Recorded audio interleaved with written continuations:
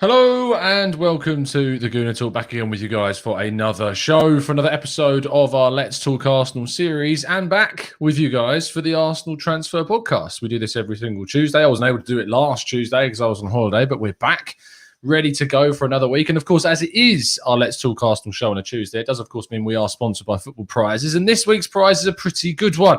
We've got a Thierry Henry signed Arsenal shirt in a custom montage frame for you guys. So if you want to get a chance to win this great prize, all you need to do is go into the link in the description to Football Prizes, find the prize on there, and of course get yourself a ticket. There is only 3 left, so you're going to have to be quite quick. Of course, one of our members will of course get the chance to, hopefully, fingers crossed, be able to chance to be winning with this one this week as well. So make sure you get one if you haven't already. Let's introduce you to my guests today. I've got a fantastic 3 parts of our Discord server joining us. They are, of course, our members. First of all, it's Vinny. How you doing, mate? Are you well? Are you good?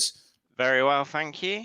Yeah, I'm good. Yourself? Yeah, not I was going to say no problem, but yeah, no problems here at all whatsoever. So it's going to be an interesting show talking about some very, so likely transfer stories that are clearly going to come true is what we're going to talk about today. We're also joined by Pablo. How you doing, mate? Are you well? Hey, Tom, how's it going? I'm very well, thank you. Thanks for having us again. Yeah. No problem. It's been time, but it's good to have you back on the show, mate. All good. And lastly, making up our quartet, it's Kian. How you doing, fella? Are you good? Are you well? Yeah, all good. Thanks for having me on again. Look forward to getting this chat going.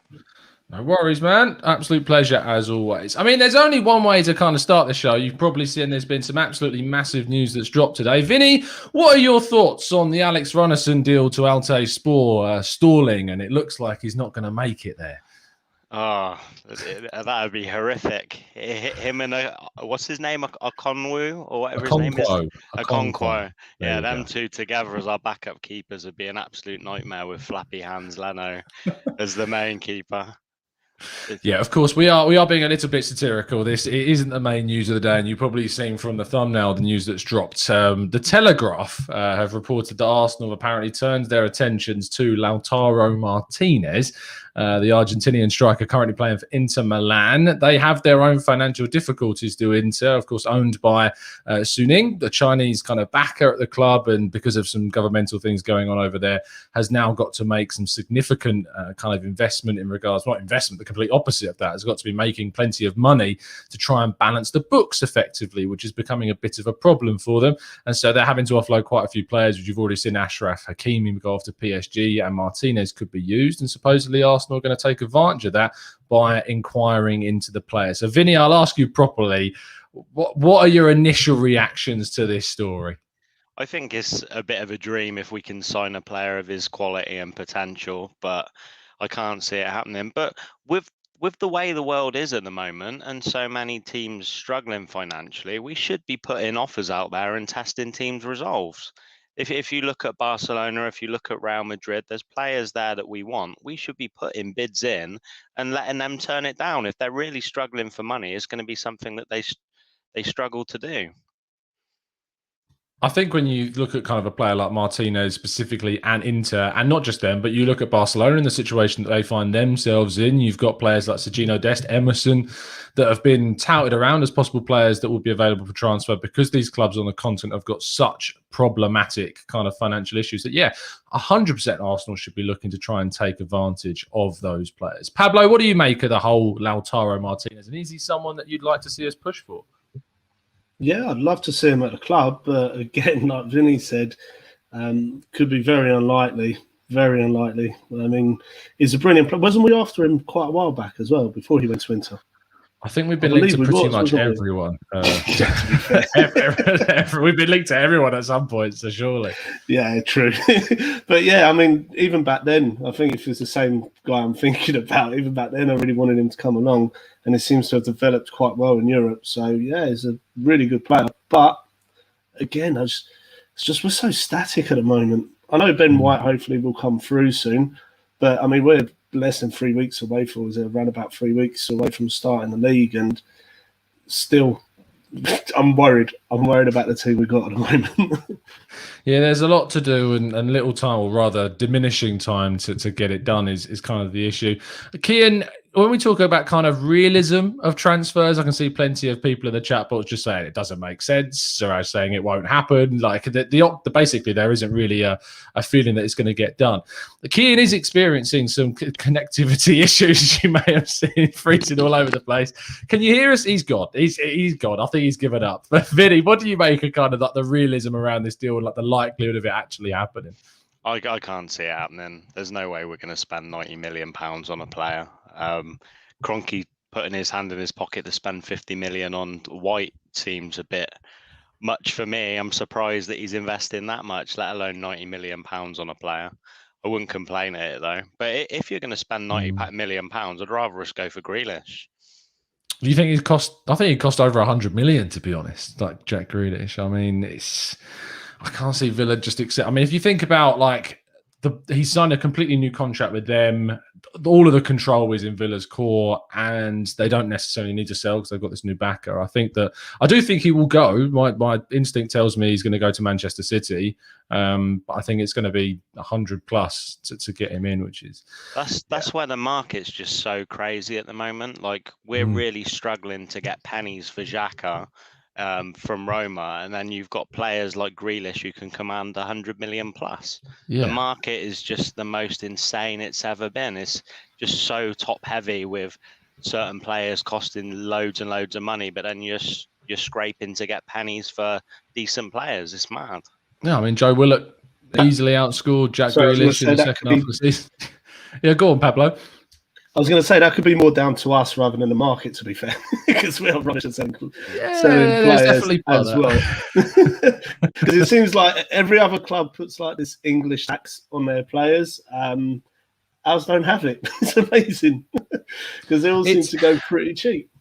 It's the perception, isn't it, of other clubs know that we need to sell, and other clubs know the fact that we need to make money, and so they are just going to lowball us, knowing that there isn't too much interest in our players as well, which is a bit of a problem. Let's see if we can bring in Kian finally into the show. Are you there with us, Kian? Are you well? Are you good? He's muted at the moment. He's done. He's absolutely no chance. He's about as effective at getting his internet to work as Arsenal are at selling players right now. Vinny, there was a super chat earlier on. Let's address the super chat first because it does take us in a different direction. Erwin Martinez says, being super optimistic, but how do you feel if we got both Ødegaard and Maddison, but no number 6 or 8 right now?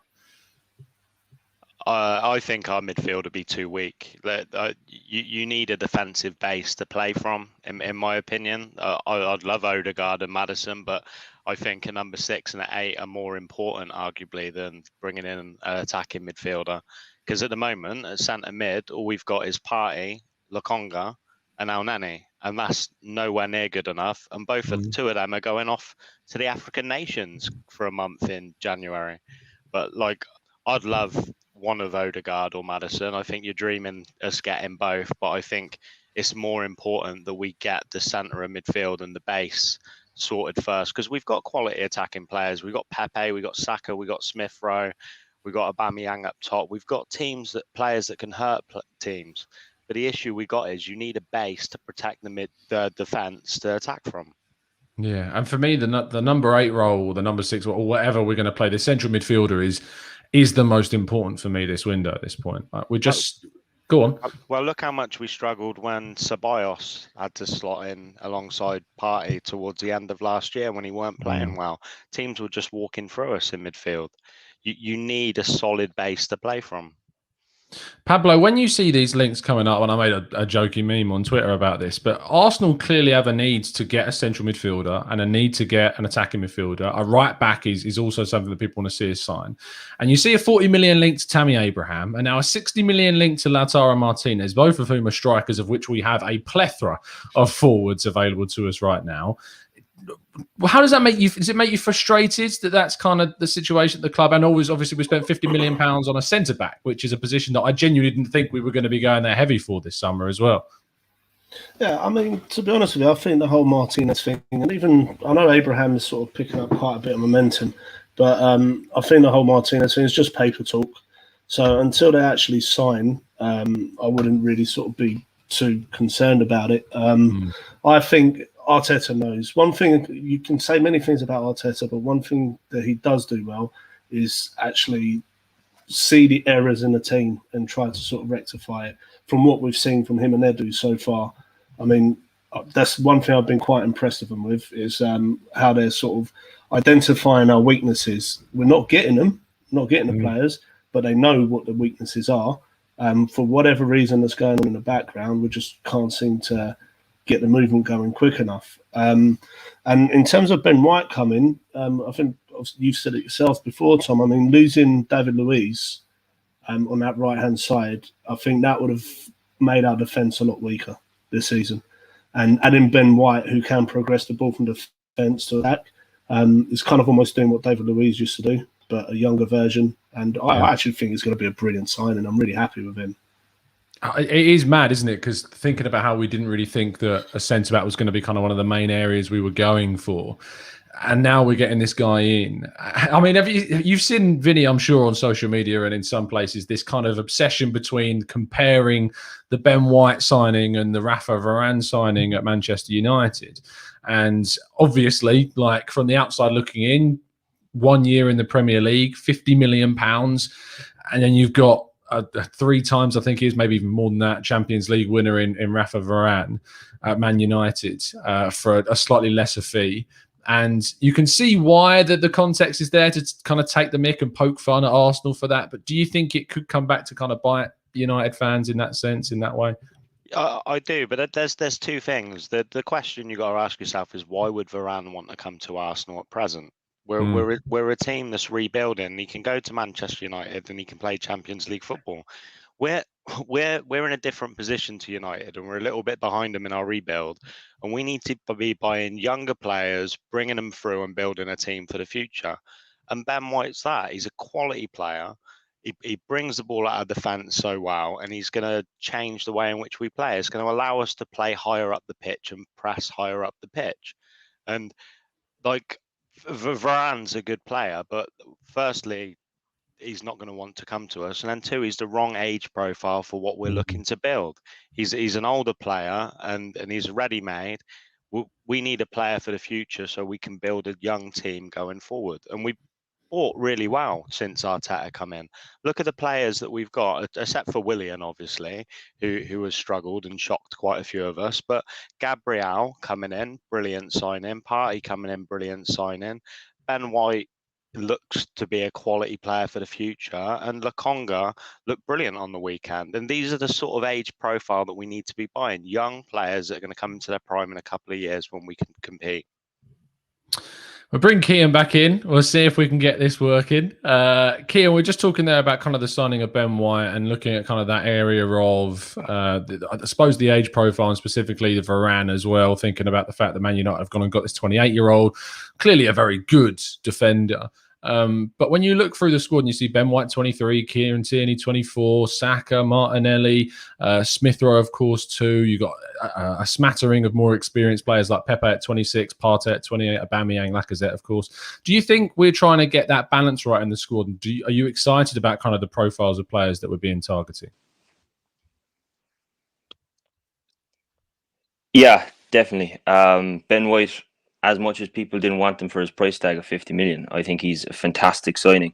When he does finally sign, I think Kieran Tierney, if Bellerin does go, by the looks of things, I'd say he'll be vice captain if he's not captain, because that space will be filled since Bellerin is our vice captain at the moment. When it comes to the young players, the only one that I'm not really excited by is Tammy Abraham. I don't really want to see him come into the club. But with the likes of Lautaro Martinez that we were linked with today, I don't know if that'll happen or not. But yeah, I can't really tell, to be honest with you. But when it comes to Smith, we were going so well. We were going so well. He's back. We've got him. You went for a second, Kian, but we've got your back. We've got your back, son. Hopefully, we'll get around to the next question as well, and you will have stabilised once again. Vinny, let's kind of focus on some of the outs, because obviously we haven't ultimately been able to getting kind of the players that we want. He could have said a lot worse, to be fair, in that moment, so I'll deal with that. In regards to kind of the players that we're trying to get out, we were saying and making a joke earlier on about how kind of the level of player that we're seeing going for that amount of money in Ben White, and we can't get kind of anything on Jack Grealish, we talked about too. Nketiah, Reece Nelson, Lucas Torreira, Granit Xhaka, Sad Kolasinac, all of these players that we want to try and move on this summer and we're not getting the fees for, and they haven't yet moved on. We had a bit of a discussion about this, and I put a poll out on Twitter. Do you think the club are genuinely doing all they can to try and move on these players, or do you think there is more that they could do to try and get them out the door? I do. I think it's a difficult market. I think there's a lot of teams which don't have money. You look at Xhaka, they want him in Italy, but the problem is all of the Italian teams are broke. So you can't sell a player if there's no buyer there, and that's the problem. And I think a lot of people and a lot of fans, they list off at the start of each transfer window, we can sell this player for this amount of money, this player for this amount of money, this player for this amount of money, and then we can go out and buy these players. It's not as easy in real life as it is on Football Manager or as it is on FIFA.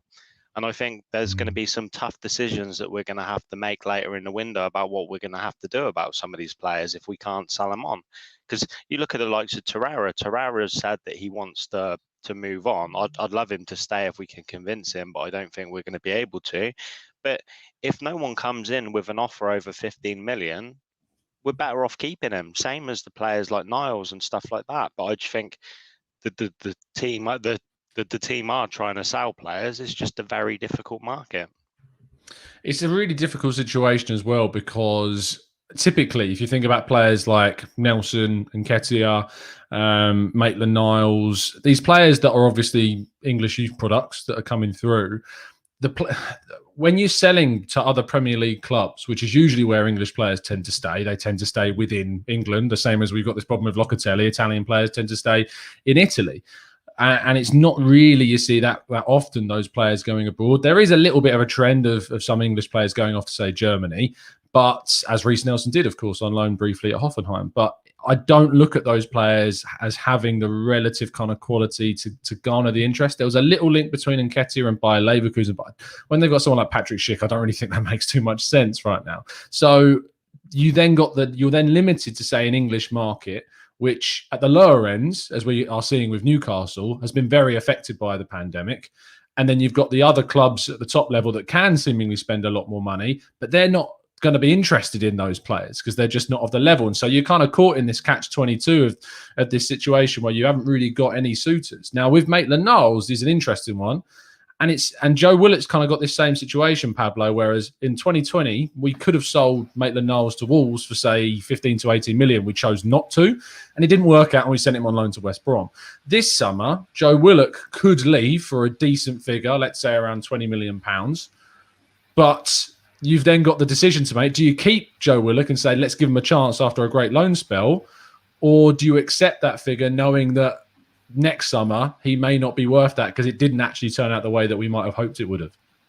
Yeah, it's a bit of a difficult one, really, because the thing is like you say, £20 million is a decent fee. I think for an up-and-coming English youngster that had such a good loan spell last season, I think we could get more for him. Now, had Newcastle come up with 35 million, then you'd be going, well, look, he's had a bit of a chance at Arsenal, didn't work out. We could get 35 million and replace him for a really decent player. But the fact that we're not getting anywhere near that price tag, I think for 20 million, it's a bit of a difficult one because what do? We've played him. We have played with him and it didn't work. Maybe it doesn't suit Arteta's system.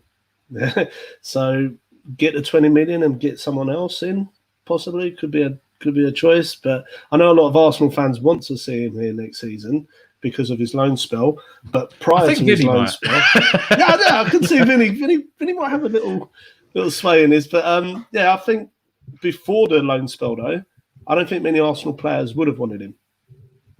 Yeah. And then 20 million for a Willock before the loan spell would have been a good price. 20 million after his loan spell, you're talking a different kettle of fish. So, yeah, a bit of a tricky one. Go on, Vinny. I'll let you go for gold on this. You're desperate. It's true. Well, remember we did a poll and you did a show on it Yeah. a while ago, but I did a poll in the Discord group before that, and this was before quite early on in his run of goal scoring, and the jump up was massive in them like a week or two from players from fans wanting Willock to go to them wanting him to stay. But for me, the boy needs to be given a chance. He's 21. He's only young. He's gone out on loan and he's absolutely smashed it. If you got over 30 million, yes, that's something that you would consider maybe selling him on and then looking to bring in someone like Odegaard, who we think will suit the system more. But for me, Willock needs to be given a chance. We haven't had a central midfielder who arrives late in the box and scores goals since Ramsey, and I think we've missed that. We miss that other option that can pop up and score a goal. People seem to fall in love with these tippy-tappy passing midfielders who don't really run at players and don't get in the box on the end of things. I would like to see someone like Willock in the squad because it gives us a different option. When teams are set in a low block and they're sat back, he's a player who can arrive in the box late. It's difficult to pick up a player arriving in the box late and score us a header. And that's something we really lacked this year. When we crossed the ball, there was just no one in there in the air, especially when Lacazette weren't playing up top. And he's not the best player in the world, but he still scored a few headers this year. Do you think Willock's happy doing that, though? Do you think he'd be happy to kind of be this plan B option that is just a guy, if we're playing against low blocks, to come off the bench and play the last 20 minutes? And, is he going to be happy doing that? Well, that's what he was for Newcastle at times. and he didn't complain when he was doing it there. Willock, for me, looks like he's got a good attitude. And he also gets stuck in on the tackle. He works hard. I think we should give him a chance. Just because he doesn't fit the mould of the attacking midfielder that everyone desires, I think he gives us a different option. Sorry, can I just butt in there quickly? I think it's not necessarily doesn't fit the mould of what people want. I don't think it fits the mould of what Arteta wants. That's where I think the issue is, where at Newcastle he had the reins to just run around and do whatever he wanted, pretty much was like a free role. At Arsenal, he won't get that. He will not get that. He'll be more structured because that's the way Arteta likes to play. Everybody will have their sort of own individual responsibilities to do. He won't have that free role that he had in Newcastle. So that's why, if we're expecting to see the Newcastle Joe Willock at Arsenal, I find that very hard to see because, like I say, is just not, I think it's more down to the manager rather than the player himself. Yeah. In the chat box, I did say Willock keep or sell, and going through some of your responses. Ashwin saying keep, Social saying keep, Bobster saying 30 million would be his kind of cut-off point. Josh Hunter says 20 to 25 million would sell. Dave Lincoln says it's time to sell. The timing is right. Probably not me, says keep. We need goal-scoring midfielders. HV says sell. He has had enough chances. Thomas Rees says 20 plus million would sell. Gregory Bieler says Willock sell only because we need the money right now. Wayne Sage says sell. Give him a chance at some other club. He's not good enough. PAP says a good offer coming in, then I would sell. And scrolling down a little bit further, Lee Tony Morris says sell, but for no less than £30 million. And Ocean points out that, yes, I am drinking out of a water bottle like I'm on Love Island, and it's just how the world is right now. If you're not watching it, I don't know what you're doing with your evenings. I genuinely don't. In regards to kind of moving into kind of the areas of possible ins, we've touched upon Lautaro Martinez. We've touched upon Ben White's possible coming in. We haven't actually done one of these shows since we've signed a couple of players. Ironically, it's kind of the first podcast, the Arsenal transfer podcast, we've been able to do since we have actually signed Nuno Tavares and Sambi Lokonga. So, Vinny, on those two signings, I know they're not starters. Well, we assume they're not starters. Lokonga could prove certainly to be one, much less so Nuno with Tierney in the way. But what have you made of kind of what you've seen in pre-season of those two and of the signings in general? Lokonga looked brilliant in his first game. It was quite funny that his first possession on the ball, he was tackled by Holden and dispossessed by his own player. But he was really good. Every time he got the ball, he's picking the ball up, he's moving it quickly, he's looking for forward passes. He picked out Lacazette through the lines 2 or 3 times, which was quite impressive.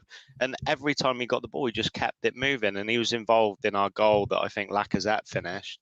And it was just brilliant play all round from the team. With Nuno, I'm not sure, but he's going to be a risky gamble anyway as a player. After the feedback we heard from Benfica before he come to us, but he looks a physical specimen and gets forward a lot. My only worry is probably his naivety defensively, but it's very difficult to tell from a game against Millwall. But he does look like he pushes on a little bit too much for my liking, but that might be the way that we want to play. Pablo, how do you feel about the two signings that we made so far, and how you kind of expect them to be used this season? Yeah, I mean, from what we've seen so far, I mean, obviously I've watched the Millwall game and watched the Rangers game. I didn't get to watch the first game, to be honest with you. And yeah, and from what I've seen so far, they look pretty good, especially the Congo. I actually really like the look of him. I think he's, I'm not saying he's ready to come into the starting 11. I still think we need a bit more maturity and someone a bit more sort of experience, especially Premier League experience. I'm still sticking to that one. But to me, I just think that he's going to be a talent. He literally is going to be a talent. As far as that Tavares goes, I think Tavares goes. Yeah. I say Nun Tavares because that's what he said in the interview. But I get people going, it's Tavares, and I'm like, but that's not what he said. Nah, I speak Portuguese, so you're right, Tom. That's how it's said. Thank you. Appreciate it. Yeah. But yeah. So basically, he knows what he came into the team for. Yeah, as to be a backup for Kieran Tierney. Yeah, he'll hopefully develop a little bit like Vinny said. A bit worried about his defensive side of things. Attacking wise, he looks really decent, pretty fluent. Seems to slot straight into the team. But defensively is where he hasn't been tested yet. And before he came, that's what everybody was worried about, was his defensive side of the game. So I'd like to see him prove me wrong and see that, well, not prove me wrong, but just show me what he can do defensively. Yeah, that's the thing about Nuno is kind of like that he's not yet been tested defensively. Like, he looks good in the games that we've got because he's been able to attack in those games. And I mean, the goal he scored against Rangers is very good. He weren't lying about the fact he can shoot with his right foot. He proved that. But it is going to be, if Tierney is injured for a prolonged period of time, we're going to have to rely on this guy to be the backup. And obviously we've got the cup games because we've got no European football. I'm hoping that Arsenal do genuinely push for the cups this season because we don't have Europe. And so when he plays those games, he's still not going to need to be on it and be able to give Kieran Tierney a rest should he need it.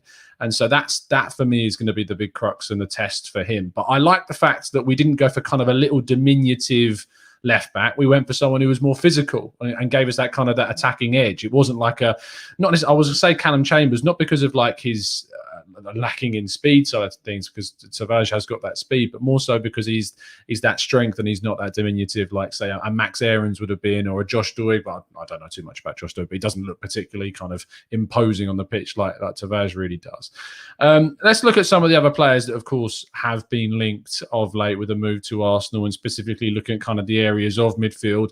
The big one has been, as well as Lautaro Martinez today, is this news about Martin Ødegaard that won't go away, that Real Madrid have done a bit of a U-turn on the Norwegian, and now he supposedly could be available for a transfer. Vinny, I know you're a massive fan of Martin Ødegaard, and I know that you'd love to see him back. But for me, and what I'm most interested, because I know you could wax lyrical about how much you'd like to sign him, but I kind of want to know what your max kind of realistic figure around the financial side of the deal is, because we were quoted around £50 million previously. And I just feel like for 6 months of a player, and I like him, don't get me wrong, but I'm just not sure if that's a sensible amount of money to put down on Ødegaard or not. I'd pay 50 million for him. That doesn't surprise me. I don't know. I don't understand why people are happy to spend 70, 80 million on Maddison, but they're not happy to spend 50 million on Ødegaard. Ødegaard's 22. He's a quality player. You got to think he got dropped into the Premier League and only had 6 months to make a statement in the Premier League. And in them 6 months, I know Emile Smith-Rowe helped with that, but our form went from dire, bollockal, like horrific form to second best in the league. And what I like about Ødegaard as well, I think it maybe his shooting and his final ball needs to improve a little bit upon the stats that he pulled together for us this year, but he picks up the team by the scruff of his neck and drives us forward. I have no problem with us signing 50 million for a 22-year-old who's got bags of potential. There's a reason that Real Madrid paid so much money for him. I think obviously they paid so much money for him as a 16-year-old, and I think he became the most expensive 16-year-old at the time. I think Vinicius Junior then Real Madrid took over that record. But looking at kind of him as a player, what I get frustrated is I think when people underestimate what he actually does for the team. Vinny, you picked up on the fact there that he obviously takes games by the scruff of the neck, and I feel that is something he's very proactive on the pitch. But it's actually his passing that is so good. Like his vision on the pitch, the way in which he passes into the box very directly. You look at the accuracy of his passes into the box, they're so high. I think it's something like up at 80%, and it's ridiculous of how accurate his passing into the box is. And we desperately needed that injection of kind of incisiveness into the team in the second half of last season, and we got it. And it's not surprising that we had one of the best Premier League form runs of the entire league during that year. Obviously, Smith Rowe was another big part of that as well. But Ødegaard definitely played his part in that. And Pablo, I'll ask you the same question about price as well, and how kind of high you'd go to. But is Ødegaard someone that you would be looking to come in for? Or as Vinny said there, he kind of struggling to kind of fathom the idea of picking or spending so much on Maddison whilst then not being able to willing to go for a certain fee on Ødegaard. But who would you kind of prefer out of the two, and then how much would you really pay for Ødegaard? So for Ødegaard, I'll go 40, 50 million. Personally as well, I'll be happy to, if they said we sign Ødegaard for 50 million, wouldn't have an issue with that. And the reason being is because for one, you can see his potential, like we said, like Vinny said as well. Once he's had 6 months here in England, and he's managed to make a massive difference to our team. And not only has he come and made a massive difference, but one thing that I've got a gripe against signing players from outside of Premier League at the moment is because the bedding in period. Where you sign an Ødegaard, you don't have a bedding in period because he's already done it 6 months ago. So he knows how Arteta plays. Arteta knows what he's capable of. So he's a player that you would sign and slot straight into the squad. So to me, like I say, a 40, 50 million price tag is pretty fair. Would love Maddison as well, though. I think Maddison is absolutely brilliant, but either or. Obviously not both, but either or. Yeah, the thing about Maddison is that I like him, and I think obviously this kind of idea of having more English players is something that we've desperately needed to do for a while, because we've been so heavily reliant on buying from the continent, and that transition that you talked about, Pablo, has been so rife that it's taken so long for players to kind of get up to speed. So I like the fact that we're going for the likes of Ben White. I like that we're linked. I mean, I don't like the idea of spending £30 million on Aaron Ramsdale. I suppose we'll talk about that now. But I like the idea that our backup keeper would be a homegrown option. But Vinny, I just can't fathom the £26 million bid that Arsenal are expected to go in for. Can you make some sense of it, and how do you feel about that scenario? I'm not going to lie, I haven't seen enough of Ramsdale on the ball to judge how good of a player he is and suiting our system. I've seen. Did you not watch the tactical breakdown? I watched the tactical breakdown, but you're not seeing him play it out of the fence and how he reacts under pressure. He looks a great shot stopper, but if you're going to be spending 26 million, it needs to be the ready-made article, and it needs to be a starting keeper, really. And there again, like, we're spending 26 million potentially on him when we could spend that money on Ødegaard, who's quality. Yeah, I agree. Just before I ask Pablo about Ramsdale, in the chat box, we are going to be moving on to the last, just under half an hour of the show. So we do move on to the part of the show in which you can ask your questions, and we're going to go through as many of those as feasibly possible. So if you do have a question, please use a capital Q in the chat to make them stand out, and we'll try and go through as many of them as we feasibly can. So Pablo, Aaron Ramsdale, Sam Johnston. We've just seen Chelsea sign Bettinelli, who was a free transfer, homegrown player, was at Fulham, helped them get up to the Premier League. That's a smart bit of business, again, by another club. So how are you feeling about the backup goalkeeping situation? Well, you can look at it in two ways. If this is not going to affect like the rest of the transfer market, if we're taking out £26 million that could be spent elsewhere, and we're going to struggle afterwards, then to me that's an issue. But as we've said before, it's not my money. I don't care. But if you're going to sign a goalkeeper for £26 million and he's potentially going to be your number two, at least for this season coming, I should imagine, then you need to spend on midfielders, right back, and everything else that we need for this club. Because if you sign a Ramsdale and then don't get another centre midfielder or don't get a right back, don't get what we need, then I'm sorry, but you've failed on your transfer targets because you've gone for a completely wrong option. So to me, like I say, if you're going to spend that money, then you better back it up for the rest of the team, because that would really annoy me if we spend £26 million on a goalkeeper and we got nothing to show for it afterwards. Yeah, if it prices us out of moving for these key targets, and I think that backup goalkeeper is a very important part of this summer, don't get me wrong, but it's just about how you allocate the funds to those certain areas. And as you say, Pablo, if we do end up spending that amount of money on a backup keeper and then don't say spend 30 plus mil on another centre mid, we aren't able to say go and splash on Ødegaard or a Maddison or whatever because we've done that. It's just so annoying when you've seen, and I like the idea of going for homegrown players. But surely you could get a good homegrown centre mid or a good homegrown attacking midfielder as well. I mean, people suggest James Ward-Prowse as a centre midfield option that would be a good homegrown option that you could get for around 30 to 35 million pounds. And I think that's a sensible choice in that position. But to then go say and get a non-homegrown backup keeper like an Onana, which I think actually would be an upgrade on Leno anyway, or say you could have got a Matt Ryan. I know he's gone to Sociedad now, but that option was there at the time for absolutely nothing. So it's frustrating. And hopefully if we do see Ramsdale come in, to me, it's a bit of a signal that maybe that we do have more money to spend than we currently kind of are thinking about. And I included that in the piece about how we could sign Lautaro Martinez, because if you're looking at kind of the players a bit, I mean, we put a £26 million bid in for Buendia, a £26 million bid in for Rams. It looks like we're going to do that for Ramsdale anyway. We're looking like we are spending money this window. 50 million for Ben White, 24 million for Tavares and Sambi Lokonga combined. It looks like we have resources in the window. It's just specifically that what we're struggling with is trying to kind of see where the targets are going to be, because it's gone so quiet in that area. Anyway, let's jump into the chat box and go through as many of these as we can. There are quite a few, guys, as you can imagine. So let's try and keep our answers a little bit condensed, and then we can get even more. Vinny, we're going to start off with this. Nashville Gooner says, Graham Potter for Arsenal. What do you think? Who's Graham Potter? Good answer. Let's give you a serious question. Alcarp says, what do you think about Zakaria, the Borussia Mönchengladbach Swiss midfielder? What about him? I think, as you've said, why are we signing a player that can't get into the Swiss team when we're selling Xhaka because apparently he isn't good enough? Xhaka's a quality midfielder and the fan base hate him. So So why are we going to sign a player who can't get into the team ahead of him? For me, it's a no-go.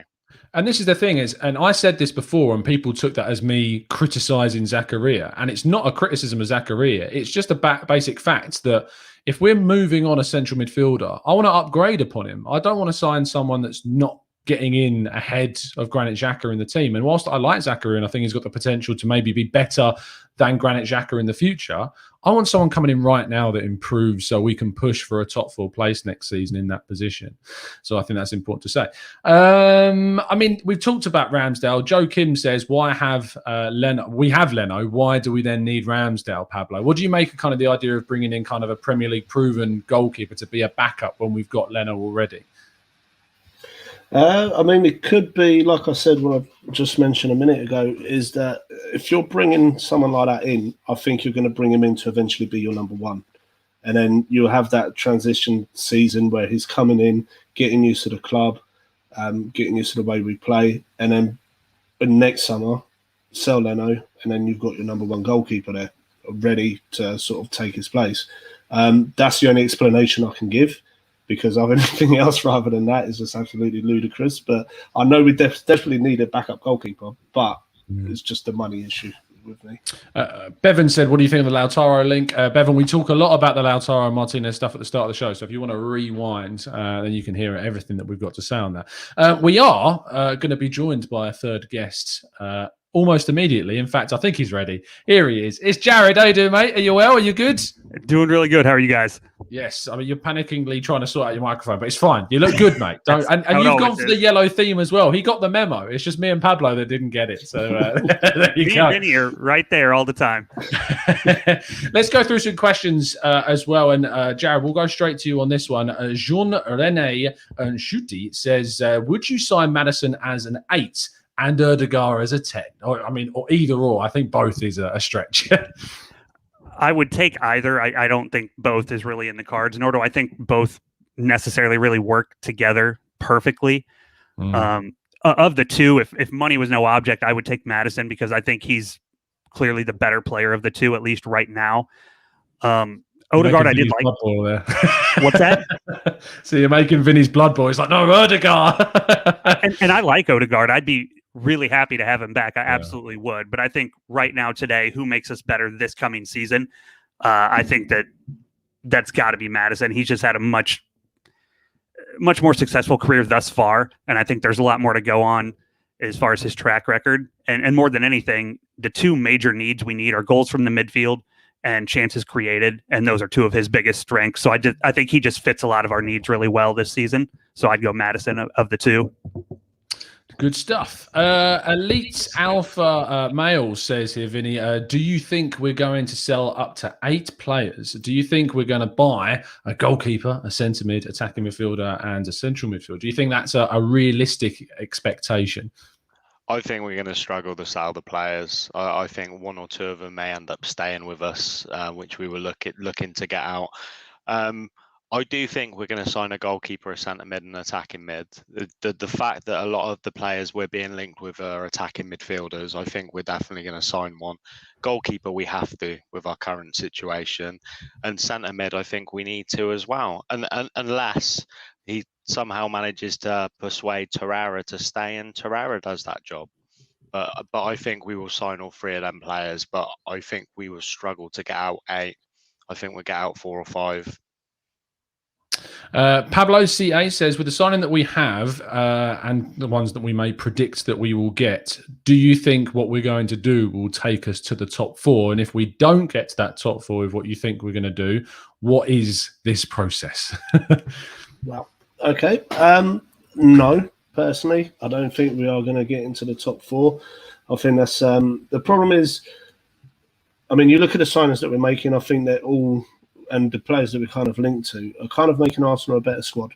Yeah. And even a better 11, hopefully, if we get the players that we have been linked to.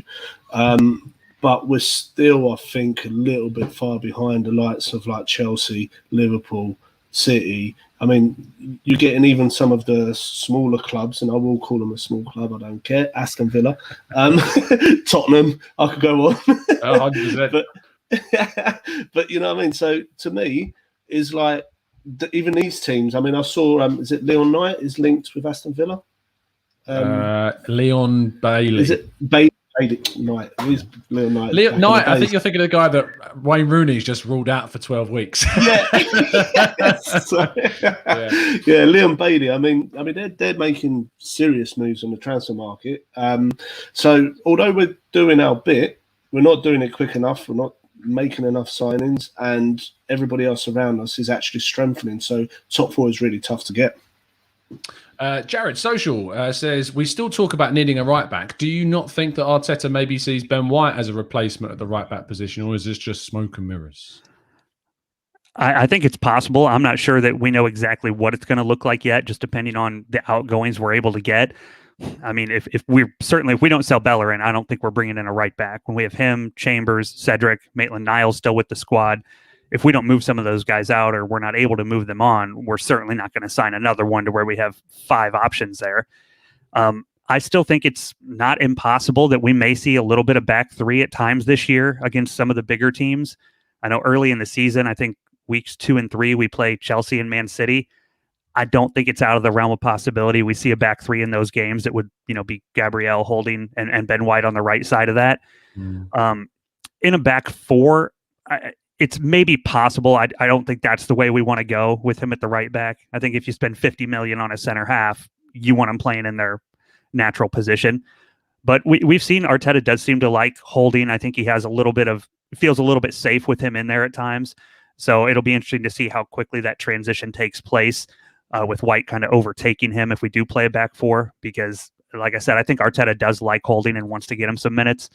So I think we could see Ben White on the right side of a back 3 some here and there, but I don't expect to see him a whole lot as just an out-and-out right back in a back 4. Vinny Sheath King says, "Why aren't we questioning the self-sustaining model more in the midst of a pandemic economy?" I mean, it's a tough question because I think it links kind of into how much we look like we're going to be spending this summer. Are you bothered about that affecting kind of our self-sustaining model and us put ourselves in debt with transfers coming in? It depends how much we spend, but no, I want to see us spend some money. We haven't spent money in ages. Kroenke's been keeping it all to himself, so maybe this is him committing to us a little bit, or trying to get him off, him off of the fans' backs. Because I'm certainly going to be singing. I'm not going to say the word on here as soon as I get in the stadium when we play against Chelsea. So he needs to make a statement, and he needs to put some money in the squad and prove that he actually cares about us. So I'm not questioning it at all. Let's get some other questions. Thank you, Daryl, for the nice comment. Really appreciate that, mate. Let's go to Reggie Perry. Pablo says, "What do you think about the board's ambitions for this season? Not what you hope they are. What do you think and they are expecting them to be?" Yeah, I mean, it's obviously what I hope and what I think is two completely different things. I mean, to be honest with you, when obviously we've done all the protests and everything else, I thought we was actually going to start seeing a change. Josh came out and saying that we're going to start seeing a lot more of them. They're going to be showing their faces. I don't expect them to come out and talk to us about Ben White and rumours and all this and that, but since then, I have not seen much progress. So yes, we've been linked with a lot of players. Yeah, we have been linked with a lot of players, but they're just links. And I mean, we don't need links. We need players to come in and change this club. Yeah, and it frustrates me the fact that it's almost like they pull a wool over our eyes just as the transfer window is about to start every single season. And it's like, oh yeah, we're going to do this, we're going to do that, we're going to be with the fans, and it never are. This club is so disconnected between board and fan base that I think they've got a lot of work to do in order to build a bridge and get us back together again. Let's scroll up a little bit more. How does the club? This is a good one. How does the club offload Willian, Jared? How are you going to answer this one? How do we do it? How do we? Mission impossible. Yeah, mission impossible is right. It's pretty tough when he didn't play well at all last year. Really, you say he had 5 assists, but I think 2 or 3 of those came in the opener against Fulham. Didn't really do much the rest of the year. He's over 30. He's on an enormous contract. I mean, everything you could have working against you in terms of getting rid of a player, we have working against us on him. I saw the other day that, I don't know if he said it or if someone was kind of saying it for him, that he was a, quote, prisoner of his contract, and that's why he couldn't move to another squad. Well, if that's the case, we can strike up a deal and just tear the thing up and say, hey, go do as you wish. We'd be happy to do that in his case. But while he says that, he's obviously not going to give up the large chunk of money he's got coming to him from Arsenal. As far as offloading him, my confidence that that's going to happen, in April was fairly high. Now, we're getting end of July, almost into August. It's kind of waning a little bit. I hope it gets done because I really don't want him here another year. But I think to a lot of people's disappointment, if the season's starting, he's still here, I think not only will he still be in the squad, I think we're going to see him play some from time to time. So I think that's just going to really add to everyone's anger with him still being here, is the fact that I think he will still get some minutes here and there. Yeah, I just can't see. I mean, it leads quite nicely on to the next question. Vinny from Ed, who says, who are we going to be stuck with on September 1st out of Willian, Nelson, Bellerin, Cedric and Xhaka? And I'm going to add to that Nketiah, Maitland-Niles and Lucas Torreira as well. Hopefully not Bellerin. There it is. He's got his little dig in Bellerin today. There you go. I think Cedric will end up staying. I think him and Chambers are probably what we're likely to be going into the season with. I think Niles is touch and go. Yeah, I'm really annoyed with Niles because he had so much potential as a player, and if he was able to play that utility role and happy to play it rather than thinking he's a central midfielder, which I don't think he's got the talent to do at a top Premier League club, I think Niles would have been a really good player for us. I hope he can stay and turn it around, but I don't think he will. But out of them, I think we're stuck with Willian. I think we're stuck with Willian and Cedric. We'll be stuck with out of them. Someone's put in the chat box asking, did I see a post from Matt Ryan in hospital? What's happened to Matt Ryan? I've just seen a picture. Procedure done. Now to smash the rehab and get back out there in a few weeks. Thanks for all the messages of support. I wonder what he did. Looks like he's done his knee from the looks of things on a picture. So maybe it's a good thing we didn't make it permanent. He's still got that little bit of Arsenal in him after he's gone, getting injured, of course, before he plays a single game. That's how it goes. So yes, Adia, we have now seen Matt Ryan's post about him in hospital. Also, everyone says Matt with 2 T's. He's only got one. I'm going all teacher on everyone now. It's 1 T. It's just M-A-T. Alex questions Pablo. He says, are Calvin Phillips or James Ward-Prowse not the perfect Xhaka replacements? I would love Phillips. I'll be honest. Ward-Prowse as well is a brilliant player. But even before the World Cup and stuff like that, I mean, watching Phillips play I think he's going to be a special kid. That he's got so much talent, and it frustrates me every time I watch him because I think he's exactly what we need in that midfield. And if we had someone like him, homegrown, obviously now I think because of the Euros, it's going to cost a fortune and probably out of our price range. But he would have been a brilliant player to have. I really like Kevin Phillips. Breaking bit of news for guys in the chat box. Akil says, have you seen the news about Joe Willock and the AS Monaco links? I've just had a quick Google, and Loic Tanzi, who writes for RMC Sport, usually pretty good for French football information, says while the track leading to Jean-Lucas of Lyon is not moving forward, for the moment, AS Monaco is exploring the case of Joe Willock. The 21-year-old Englishman already has a solid CV with 54 Premier League appearances, played since the start of his career, and of course that loan spell at Newcastle would have been quite a big one. So, Jared, what do you make of this kind of news coming out of Monaco linked with Willock? It's an interesting one. It's definitely the first I've heard of it. I would put a good price tag on him. I would go into those negotiations saying this is a 30 million pound player in our eyes, and kind of start from there. I'm willing to sell Joe Willock. I know a lot of people after his run at Newcastle want to keep him and see how he develops. And if he's here at the start of the season, I won't be upset. I think he is a talented player, but he's not going to continue the type of run he had at Newcastle, certainly scoring every single game. So I think his value is kind of at a peak. So I'm at a point now where if we can kind of take advantage of that and move him on to a club that's got a little bit of money, which, I'm not sure Monaco's financial situation. You hear Monaco, you think they've got some money, but that may not be the case. But I would happily move him on if they're willing to give us a good amount for him.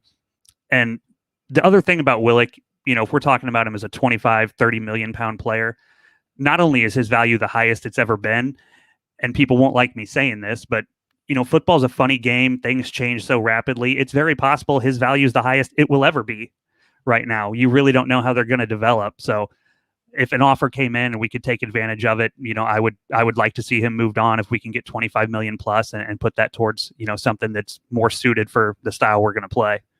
I'm just looking at, whilst you were talking there, kind of Monaco's capacity. Of course, we have to paint them with the brush that they are a league and a club right now that are facing difficulties based off the TV rights situation with Media Pro.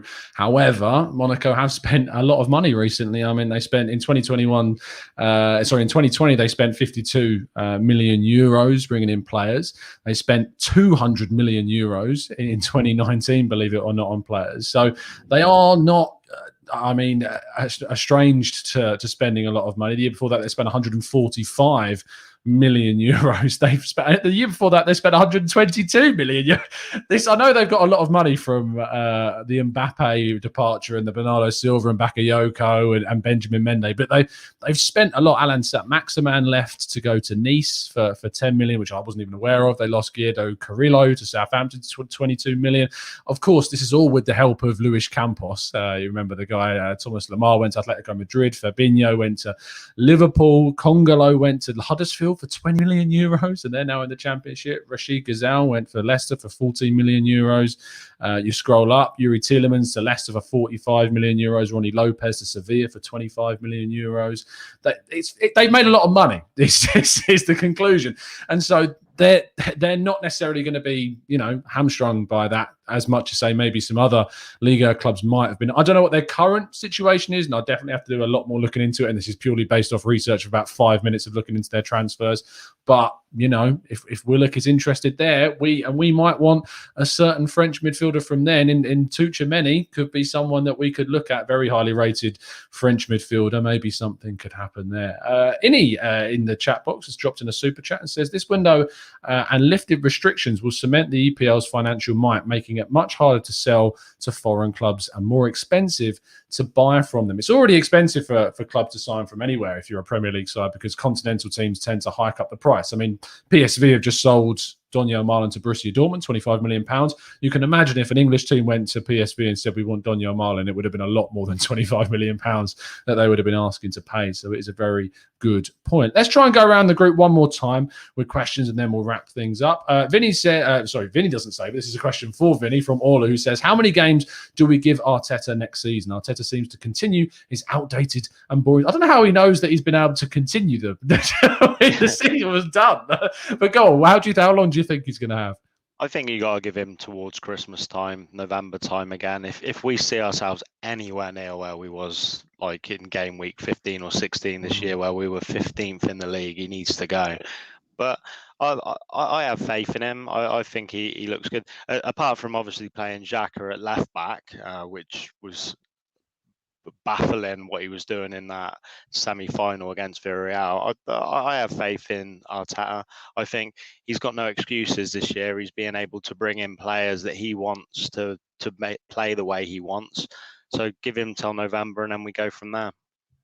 I would give him a little less than that. Surprising, maybe from my position. I just think I'd go for say the first 10 games, and I think that maybe halfway through the season is a bit too late if things are going wrong to try and push for a top 4 place. You guys know how much I stood by him last season, but I just feel like from day one it's going to be absolute pressure, and if things aren't going well, then we need to probably take action earlier. But I think it's possible as well, because obviously we've invested in a lot of young players, so you wouldn't necessarily have to deal with a situation like we have on our hands right now with so many, so much deadwood that we need to move on. So maybe that would be different. Tears of Disgust, Pablo says, am I crazy? A hot take. I would rather be able to get rid of all of the deadwood players this summer than getting, say, 2 to 3 new signings in. Give me one CDM, sell Bellerin and co, and I'm happy. Thin that squad. I don't care. What do you think of that, Pablo? I've actually got a different point of view to that, because I reckon our squad needs strengthening, and it kind of goes hand in hand with the last question Vinny just got as well, is if Arteta's not backed, how can you then blame him for where we're going to finish? Because we finished 8th with the squad that we got. If we don't actually improve the squad that we got, where do we expect to finish when everybody else is improving around us? So to me, one of the main priorities is actually I know selling players is a priority because we can't bring players in without selling them, but to me, we need to bring players in. This squad is just not good enough. Yeah, I do tend to agree. I'd love to see us move all the deadwood on. I'm hoping that we will see plenty of them moved on. But I look at this season as an opportunity. I look at it as a real big chance for Arsenal to genuinely push for that top 4 place, because we are without European football. I mean, Jared, we'll finish on this. How do you feel about kind of the window? I know you weren't with us for the start of the episode, so I wanted to give you a chance to kind of talk about this. How do you feel about how Arsenal are approaching this window with the style of players they're looking at, and of course the way they're trying to sell players and finding quite a bit of difficulty in doing that as well? As far as the players we've been linked with, I've been pretty happy. When you look at, I want a central or defensive midfield type player, and we've been linked with Locatelli, Ruben Neves a little bit. Both players I like and would be happy to have. As far as the outgoings, I mean, we knew going into the summer it was going to be tough. When you've got a lot of guys that just aren't desirable, it's going to be tough to move any of them out, let alone all of them. I think the club certainly has the desire to do that. I think we saw that in January, the way they were pretty aggressive in moving out Ozil, Kolasinac, and that group, Mustafi.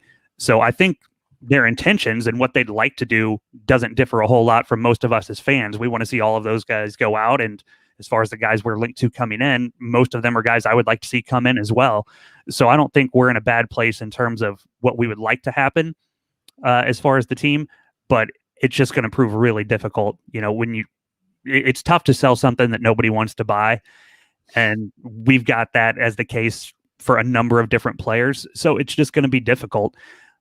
Like everybody else, I'd like to see our squad size trimmed down, even if we have to sell those players at a slightly lower value than what they're probably worth. Someone like Xhaka, in reality, is probably worth more than 20 million. If we get 20 million for him, I'd be thrilled. But with the size of our squad and not having European football, we're in a place where realistically, for every one player we wanted to bring in, we could turn around and sell 2 or 3. We have that big of a squad. So even if you're selling at a slightly lower price than what you'd like, you can still generate some funds, hopefully, to bring in a few guys that we would all like to see come in. But like I said, I think the front office has gotten a lot of flack for not wanting to do kind of the things we all want them to do. And I really don't think that's the case. I think if they had their druthers, they would kind of be on the same page with all of us and want these exact same things to happen. It's just really, really difficult to get done in one window, especially when the assets you're trying to move just aren't desirable at all. It's such a tricky window for Edu, and I do have a lot of sympathy for what he's got to try and do this window with the players he's got to move on, and of course improve the squad too. And we will just see what happens on this. There is maybe a tweet regarding Lautaro Martinez, but I'm not seeing anything from Fab. Someone said there's absolutely no chance. Is that what he said? But I've not seen it. I think that pretty much doubled down on what we thought anyway. It would be a massive surprise if Arsenal would have got Lautaro Martinez. But, it is what it is. Thank you ever so much to my panel. I can see you guys are getting a lot of love in the chat box. It's been a fantastic show. And a massive thank you to Kian, who did join us earlier on in the show and has had untold amount of internet issues as well. But Jared, thank you for jumping in at the second half of the show. Really appreciate your time, mate. Yeah, thanks for the invite. Always a pleasure to jump on and chat with you guys for a bit. No problem at all. Vinny, always a pleasure. Glad that you stayed behaved throughout the hour. Really appreciate that. Thank you very much. It's a good job you didn't ask me the question about William, about how we should get rid of him. But everyone hit a like in the box below. It helps out the channel, and it takes 2 seconds. Thanks, mate. Thank you. If you please could drop a like on the video and subscribe to the channel if you are indeed new. And if you want to show a little bit more support, you can vote for us in the FCAs as well. Information is rolling across the bottom of your screen now. Pablo, always a pleasure to have you on the show and good to speak to you again, mate. Well, thanks for having us again, Tom. Really enjoyed the chat. It's been a while since I've been on, so yeah, it's nice to catch up again. No problem at all. You can find Pablo on Twitter at PabloMira11. You can find Jared at JC_AFC as well as really fantastic follows. And you can find Vinny in the Discord server because he just hates social media. So it's the Sexy Bald Man on Instagram. You can find or you can find him at the Sexy Bald Man on Twitter if you want to find him.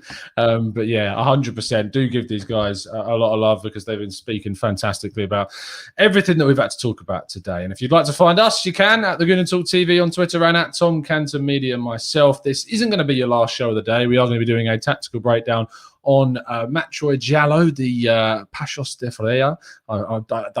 Tell me, Pablo, that was probably a horrific pronunciation, but it's Passos. Is it because you pronounce the C with the little accent on the bottom with like a hard sound? It's not like a it's sound. like a shell. Pashel. I'm going to be practicing in front of the mirror for hours. Pachos de Ferreira is, I think, how you pronounce it. But yeah, we're going to be doing a show on him to give you guys all the insight. So maybe I'll just record Pablo saying it and then just feed it in like a hotkey, and we'll do it in that sense. But thank you so much, guys, for tuning in. We'll see you a little bit later on, and if not, of course, you can join us tomorrow morning at 8 a.m. for your next transfer update show. It's been a pleasure to speak to you guys as always, and as always, up the Arsenal.